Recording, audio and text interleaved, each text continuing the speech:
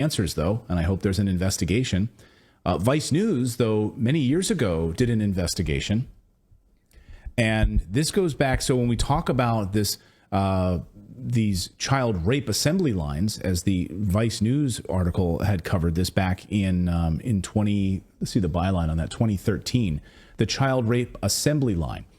And a rabbi at the time walked in on one of these bathhouses and saw the absolute unbelievable, disgusting, horrible stuff that was happening to these children in these bathhouses, and blew the lid on it. And of course, then there was a number of arrests in Brooklyn and a number of arrests throughout New Jersey.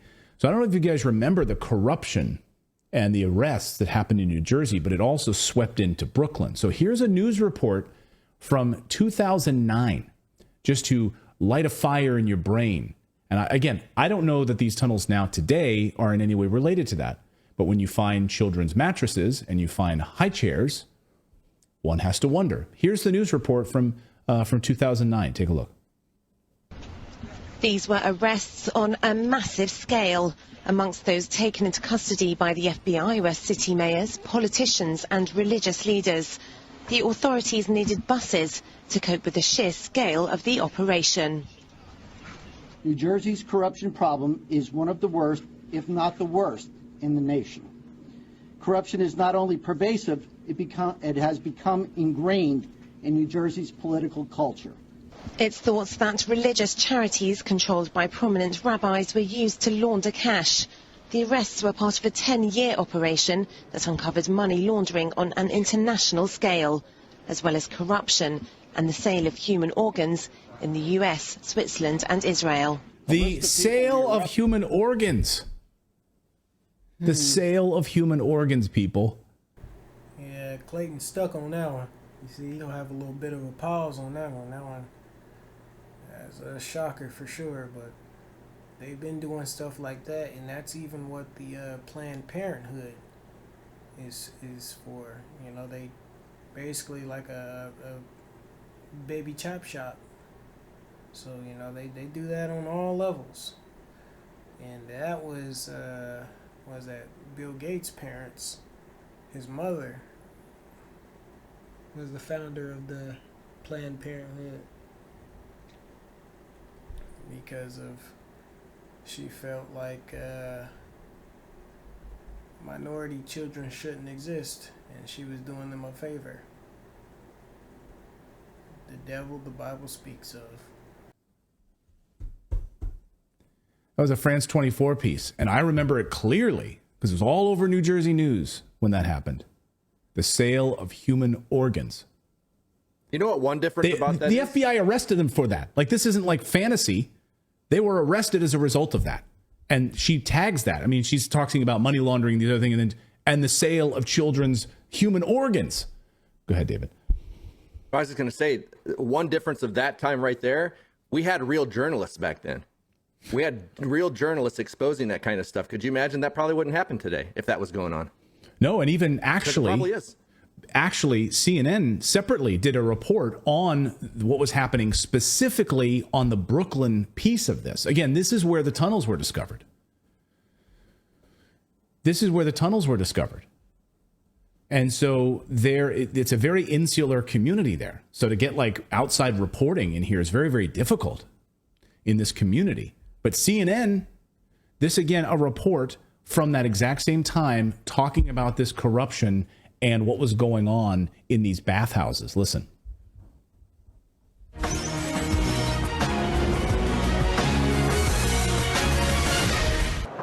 In this Brooklyn enclave, strict rules dictate just about everything the men and women of this Hasidic Jewish community do. It is home to a sect called the Satmars, who are known for being closed off to outsiders. That's why the conviction of a respected member, 54-year-old Nehemiah Weberman, is seen as so significant among sex abuse victims. He was accused of sexually abusing a young girl for over 3 years and was found guilty on 59 counts against him.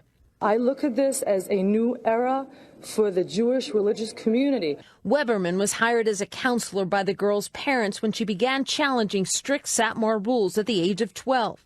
He denied any abuse. His support from the community was so strong. And even those little pigtails they wear, it looked like goat horns. That's not ancient Israel custom. It's not. It's a heathenistic custom. It's more like a Baphomet worship. A fundraiser was held for him that was met with protests. The Brooklyn district attorney charged 4 men in June with trying to bribe the victim, who is now 18, to keep quiet with $500,000. They've pled not guilty. The district attorney praised the woman for her courage in coming forward. This trial also went beyond sex abuse allegations, and it exposed practices of an insular community known for its secrecy. And among them is the use of so-called modesty councils. It's just kind of common knowledge in the community that these squads exist. You hear about them from when you're very little. They're touted as a means to get people to behave, like you better behave or the Vad Hatznius will come after you. So we all know that they're there. In fact, they almost attain a sort of mystique and a just sort of communal fear. 26-year-old Deborah Feldman grew up in the Satmar community, but broke out as a young adult and wrote the book Unorthodox, a memoir about growing up in Williamsburg. Ostensibly, what modesty squads are looking for is forbidden music, forbidden books, forbidden magazines, forbidden internet access devices like computers or smartphones. They're looking maybe for love letters or for photographs. Feldman hopes the verdict will prompt others to speak out about abuse without fear of retaliation. Others in the community remain convinced Weberman is not guilty, and his lawyer plans to appeal. Oh, I'm sure he got off. Oh, I'm sure. So again, what's the connection here? There's a long history in this community of this type of abuse. And then when you see soiled children's mattresses and high chairs in these tunnels, and you have a history of this type of abuse and neglect, we would like to know more about it. That's what we're asking here. So hopefully we will get some answers. Revelations 12:12. Therefore rejoice, ye heavens, and ye that dwell in them. Woe to the inhabitants of the earth and the sea, for the devil has come down unto you, having great wrath, because he knoweth that he hath but a short time. And right now, with them being exposed the way they're being exposed, they know they have a short time before all the information that could possibly be put out against them is put out against them. So they know they have to work against the clock of the age of information, and while simultaneously working against the clock of the age of information, they're on the Lord's clock, because in order for the Lord to checkmate them, they have to do what the Bible prophesies that they would do, and that is implement something that Revelations calls the mark of the.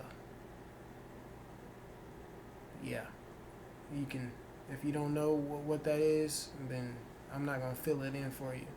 But the Bible talks about people receiving the mark of the, and that is going to be the only way that you can buy and sell and participate in society. And once they do that, that's pretty much game over.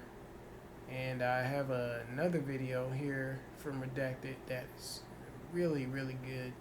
And it basically goes into Revelation's breakdown without them knowing that it's what they're going into. And I'm going to splice various brothers and maybe the apostles videos of every time someone went into Revelations and broke it down, and what this Nostradamus, or however you say that, basically a dude that works with a guy that alleges he has communications with extraterrestrials that inform him of future events that's going to happen. A prophet of some sort is what he calls himself. Now, I know that the prophets are on the highways and byways, but this dude alleges that, which is possible that spirits could be communicating to him. I'm not sure why the angels would be talking to that guy in particular, but I don't know. I'm not going to get too much into that. It's really not worth my brain power, and I'm a little bit on the tired side right now anyways. But my main point is that video, it goes into Revelations, and it would make for a great breakdown in comparison to prove Bible prophecy with real life accurate data in real time. So until the next time, shalom.